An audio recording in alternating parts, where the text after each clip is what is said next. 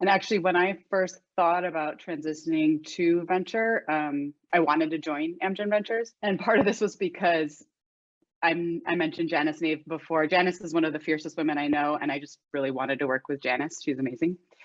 But ultimately, as I thought about my true motivations for wanting to be a VC, I realized that I didn't want to be constrained by corporate strategy.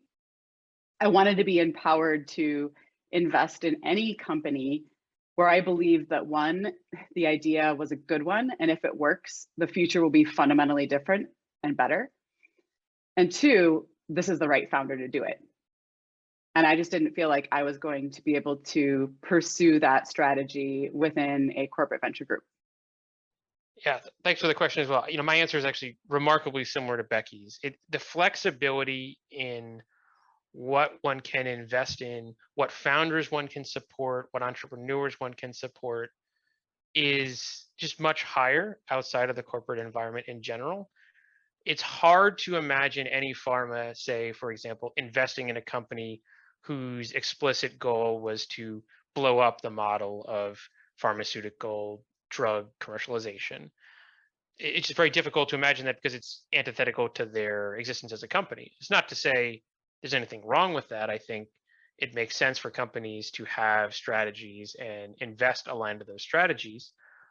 But when you're outside of the corporate realm and you're in a dedicated venture capital firm like the one I'm at or Becky's at or a number of other ones like you're at, Chaz, and many other folks, then the flexibility in business models, in founders, in entrepreneurs, in ideas that one can invest in is essentially as big as anyone's imagination or vision. And large, transformative, generational companies are something to look forward to and support and hope they do disrupt the way the industry operates and hope they do change how we, for example, deliver healthcare to patients 50 years from now, or how we discover drugs 50 years from now, or how we think about getting those drugs to patients 50 years from now. All those things that one can think of as blue sky thinking are just much more available outside the corporate strategy bubble.